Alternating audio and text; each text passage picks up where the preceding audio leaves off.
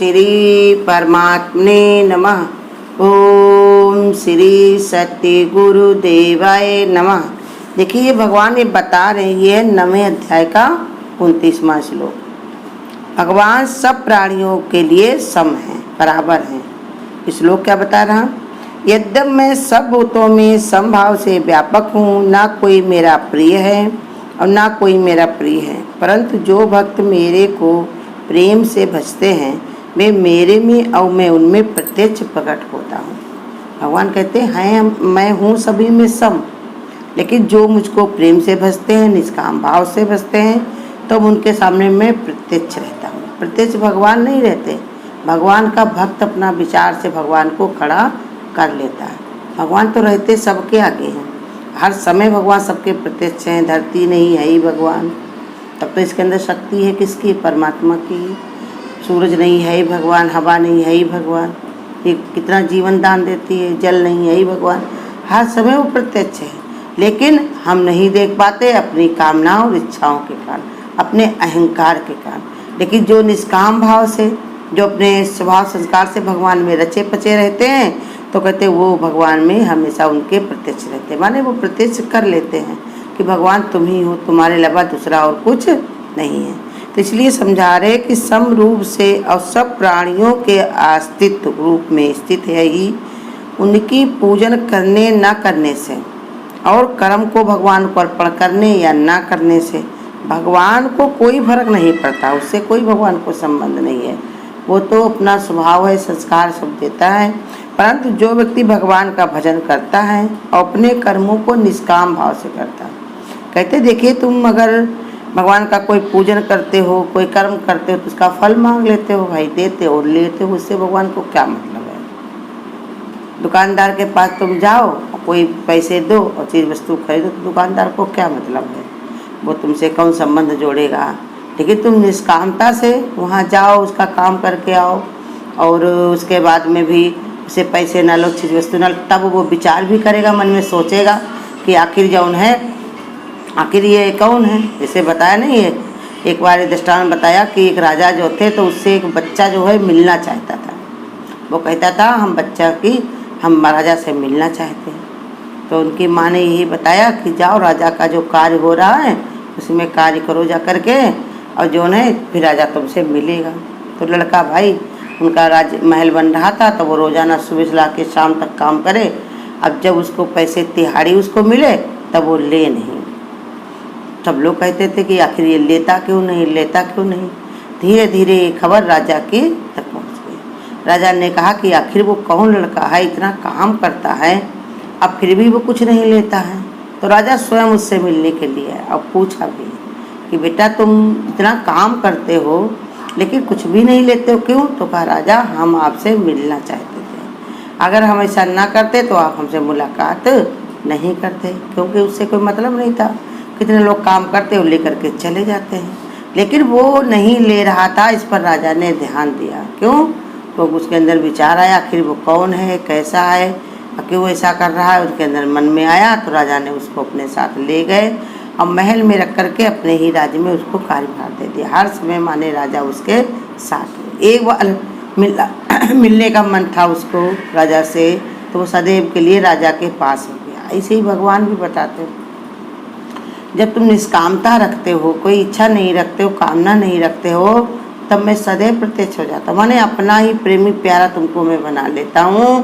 तुम्हारे मन से एक पल के लिए हमारी छवि, हमारा विचार, हमारा भाव हटता ही नहीं। ये विचार बता रहे। और जो कुछ ले लेते हैं, फल ले लेते हैं, तो भगवान कहते हैं मतलब नहीं, वो आते जाते रहते हैं, दिया लिया, अपना चढ़ाया किया, मांग लिया, हमें उससे लेना देना कुछ नहीं। लेकिन जो निष्कामता में आ जाता है उस पर हमारी पूरा जिम्मेदारी हो जाती है। तो भगवान कहते हैं भजन करता है, अपने कर्मों को निष्काम भाव से करता है, तो उसे भगवान समर्पित करता है, तो मनुष्य स्वयं भगवान के भाव से भावित हो जाता है। फिर भगवान के भाव से ही वो भावित रहता है। तुम भगवान को सर्वोपरि पूज्य सब मानते हो, तो वह कह चुके हैं कि मैं आत्मा के रूप में सभी प्राणियों में प्रतिष्ठित हूँ। भगवान कहे अनुसार कहीं दूर न भटक कर आत्मा को भगवान जानकर आनंदित रहो, निर्भय रहो, निश्चिंत होकर नाचने लगो। कहते यही भावित रहना माने यही भगवान की भक्ति में वो ओत रहता है। हर समय मन में यही उसके अंदर विचार रहता है कि परमात्मा हमारे अंदर है, हम ही परमात्मा स्वरूप हैं। भगवान की कितनी बड़ी कृपा है जो अपना रूप हमको लखाया है, गुरु के हमारे पर कितनी बड़ी करुणा है जो हमको ऐसी बुद्धि दी है। तो इसलिए वो परमात्मा को जान करके निश्चिंत हो जाता है, मेरी चिंता हरि करें मैं पाऊँ विश्राम, और निर्भय हो जाता है, उसको कोई भय नहीं रहता, क्योंकि वो जानता है जब हम भगवान की गोद में बैठे हुए हैं, भगवान हमारे ऊपर छत्र छाया अपनी बनाए हुए हैं कि जाके ऊपर प्रभु सांवरिया सो दुख कैसे पाए, और बाल लंबा का कर सके चाहे जग बैरी बन जाए।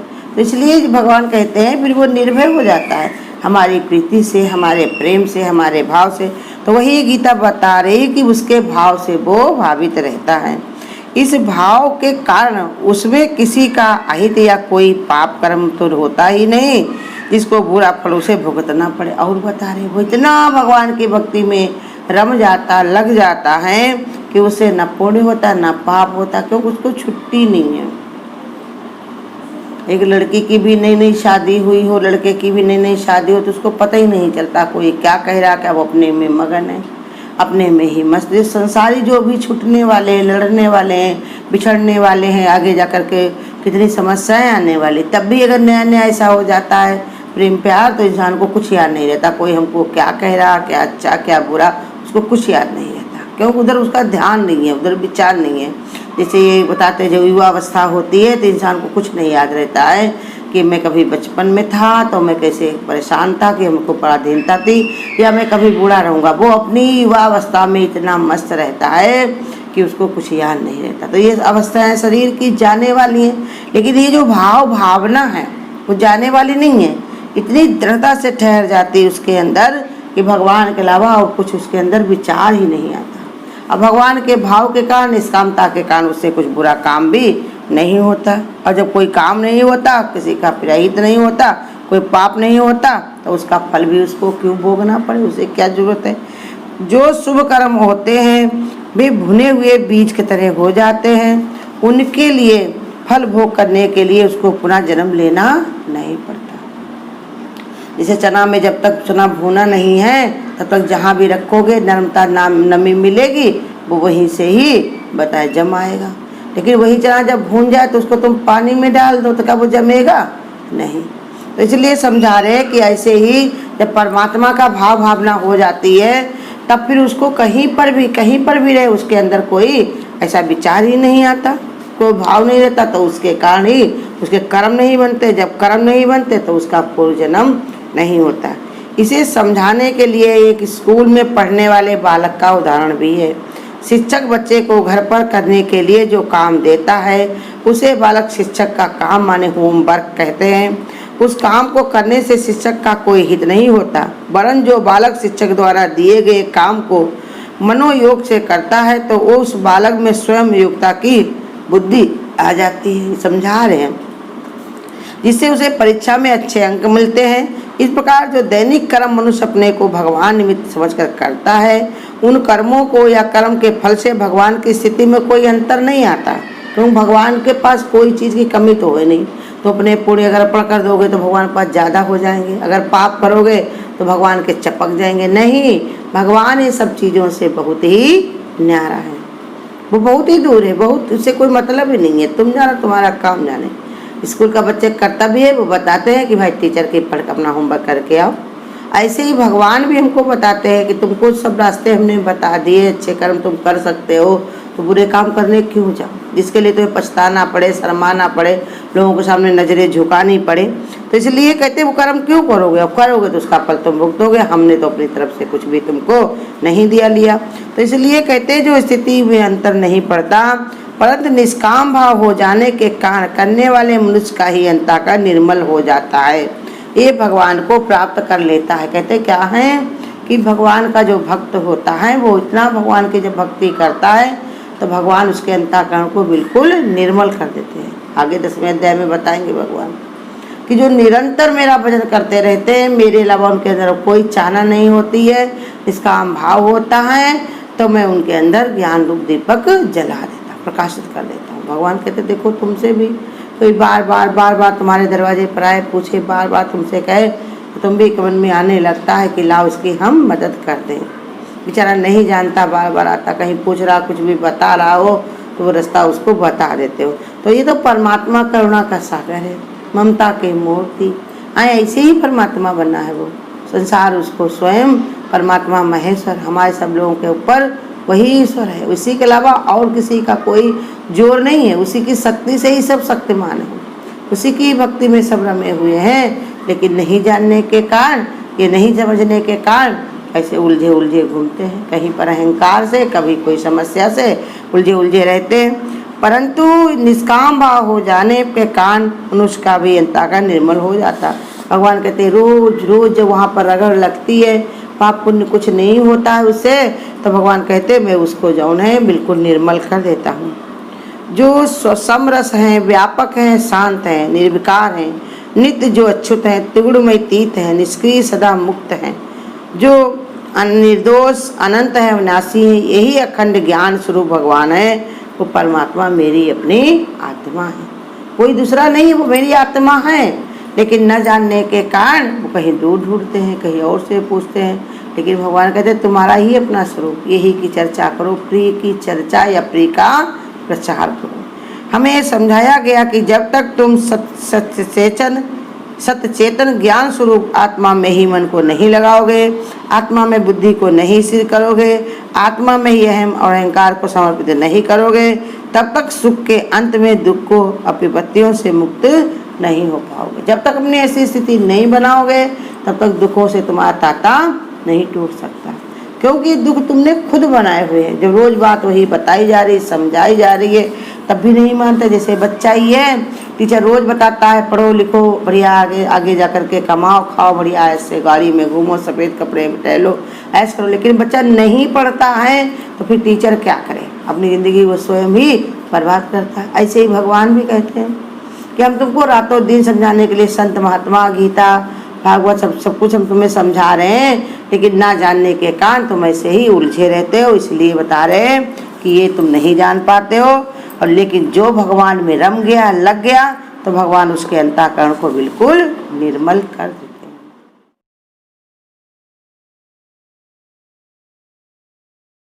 जग में कर्तव्य निष्ठ मानव बिरले ही देखे जाते हैं, विद्वान बहुत पर अपने दोषों को छोड़ ना पाते हैं। जग में कर्तव्य निष्ठ मानव बिरले ही देखे जाते हैं, पूंजीपति धन के लोभी हैं, निर्धन दानी बनना चाहे। पूंजीपति धन के लोभी हैं, निर्धन दानी बनना चाहे। निर्बल सेवा को तरस रहे, बलवान पड़े अलसाते हैं। जग में कर्तव्य निष्ठ मानव बिरले ही देखे जाते हैं। जो सुखी बांट सकते सुख को, वे बने बिलासी भोगों के। जो सुखी बांट सकते सुख को, वो बने बिलासी भोगों के। जो दुखी न कुछ कर सकते हैं, सुख देने को ललचाते हैं। जग में कर्तव्य निष्ठ मानव बिरले ही देखे जाते हैं। भीतर की प्रकृति छिपा करके आकृति को बहुत सजा लेते। भीतर की प्रकृति छिपा करके आकृति को बहुत सजा लेते। कर्तव्य विमुखता के कारण उल्टे रास्ते पर जाते हैं। जग में कर्तव्य निष्ठ मानव बिरले ही देखे जाते हैं। अधिकार मान धन की तृष्णा मानव को पतित बनाती है। अधिकार मान धन की तृष्णा मानव को पतित बनाती है। जो प्रेमी जीत न पाते हैं वो मुक्ति मार्ग, जो प्रेमी जीत ही जाते हैं वो मुक्ति मार्ग में आते हैं। जग में कर्तव्य निष्ठ मानव बिरले ही देखे जाते हैं। विद्वान बहुत है पर अपने दोषों को छोड़ न पाते। अगर आपको आज की वीडियो अच्छी लगी हो तो वीडियो को लाइक और शेयर करना ना भूलें। आगे की वीडियोस देखने के लिए चैनल को सब्सक्राइब करें और नोटिफिकेशन